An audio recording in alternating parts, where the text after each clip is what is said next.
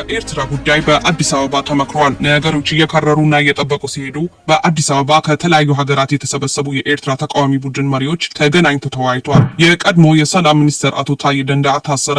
አቶ ታዬ ትናንት ማምሻውን በፖሊስ ቁጥጥር ስር እንደዋሉ ባለቤታቸው ገልጿል። ፕሮፌሰር ክንዴ አዲሱ ፓርቲያቸው የህወሓትን ስህተት እንደሚያርም ገለጹ። የቀድሞ የህወሓት አመራር ፕሮፌሰር ክንዴ አዲሱ የተመሰረተው የትግራይ ዲሞክራሲያዊ ስምረት ፓርቲ የህወሓትና የኢህአዴግ ነባር ትችቶችን እንደሚያርም ተናግሯል። የሀገራዊ ምክክር ኮሚሽነር ከኃላፊነት መልቀቃቸው ተሰማ። ኮሚሽነር ተገኘው ወርቁ ጌቱ በፍቃዳቸው ከኃላፊነት እንደለቀቁ ታውቋል። ወደ ዝርዝር ዜና ወሰናቸው። በኤርትራ ጉዳይ ላይ በአዲስ አበባ ከተለያዩ ሀገራት የመጡ የኤርትራ መንግስትን የሚታገሉ የቢልጌት አህመዱ ቡድን አመራሮች ስብሰባ ማካሄዳቸው ተዘግቧል። ስብሰባው በዝግ የተካሄደ ሲሆን በኤርትራና በኢትዮጵያ መንግስታት መካከል ያለው ግንኙነት ማሻከሩን ተከትሎ የቃላት ጦርነቶች በስቶ እየታዩ ባለበት ወቅት ማካሄዱ ትኩረት አግኝቷል። ብርጌድ አህመዱ የፕሬዝዳንት ኢሳያስ መንግስት ለመጣል ዓለም አቀፍ እንቅስቃሴ የሚያደርጉ የኤርትራውያን ስብስብ ነው። አባላቱ ቀደም ሲል በአውሮፓና በሰሜን አሜሪካ ሲንቀሳቀሱ የነበሩ ሲሆን ከቅርብ ጊዜ ወዲህ በኢትዮጵያም ጭምር እንቅስቃሴ ያደረጉ መሆኑ የሚያመለክት መረጃዎች አሉ።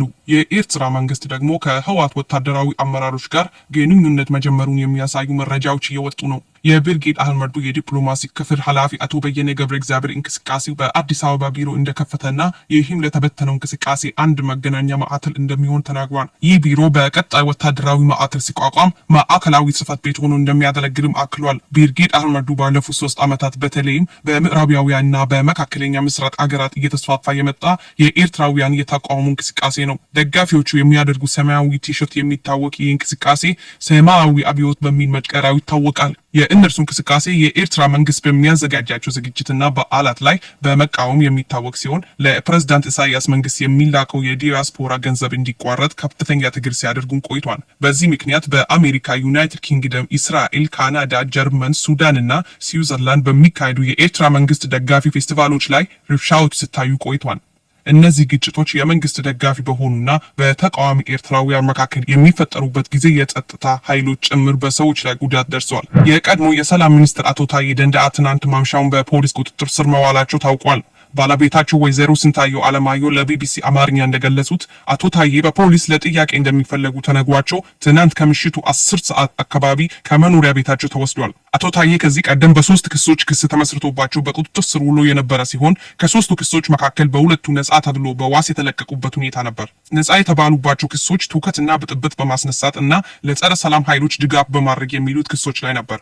ሆኖም ትናንት አቶ ታዬ በድጋሚ ነጻ በተባሉባቸው ክሶች ላይ እንዲታዩ ፍርድ ቤት ቀርቦ እንደነበርና ከችሎት እንደተመለሱ ታስሯል ተብሏል። ባለቤታቸው የት እንዳሉ እንደማታውቅም ለቢቢሲ ተናግሯል። ፍርድ ቤት የጦር መሳሪያ ህገወጥ ዝውውር ወንጀሎች ከሚለው ጋር በተያያዘ በቀረበባቸው ክስ እንዲከላከሉ ውሳኔ ማሳለፉ ይታወሳል። በዚህም አቶ ታዬ ጠቅላይ ሚኒስትር አብይ አህመድና ከንቲባ አዳነች አቤቤ ጨምሮ ጉዳዩን ያውቃሉ ያላቸው የመንግስት ባለስልጣናት ለምስክርነት ጠርቶ ነበር።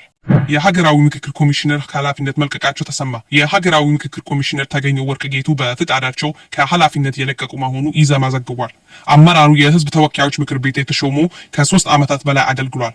የአቶ ተገኘው ወርቅ ከኃላፊነት መልቀቅ የተሰማው የኮሚሽነሩ ቆይታ በ1 ዓመት በተራዘመበት ወቅት መሆኑ ዘገባው አክሏል። ለኮሚሽኑ ቀደም ሲል በተሰጠው የስራ ጊዜ ማገልገላቸው በቂ መሆኑን በመጥቀስ ኃላፊነቱ በቃኝ ማለታቸው ምንጮች ገልጿል። ፕሮፌሰር ክንዴ የህወሓትን ስህተት እናርማለን ብሏል።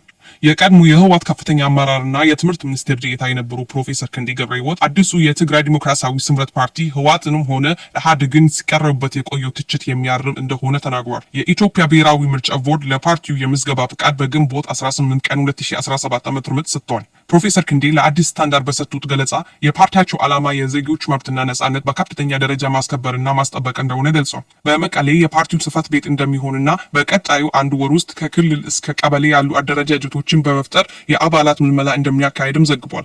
በተጨማሪም ፓርቲው አዲስ አበባን ጨምሮ በተለያዩ አካባቢዎች አደረጃጀቶችን እንደሚያጠናክርና እነዚህ እንቅስቃሴዎች ከተጠናቀቁ በኋላ በ1 ወር ተኩል ጊዜ ውስጥ በትግራይ መስራች ጉባኤ ለማካሄድ መታቀዱን እንዲመግለጹ አይዘነጋም። ክቡራን ተመልካቾች ለሰዓቱ ያዝናቸው መረጃዎች በዚሁ አበቁ። በሌሎች መረጃዎች ዳግም እስከምንመለስ በያለንበት ቸር ያሰማን። ሰላም ለሀገራችን፣ ሰላም ለዓለማችን። ኢትዮጵያችን ለዘላለም ትኑር።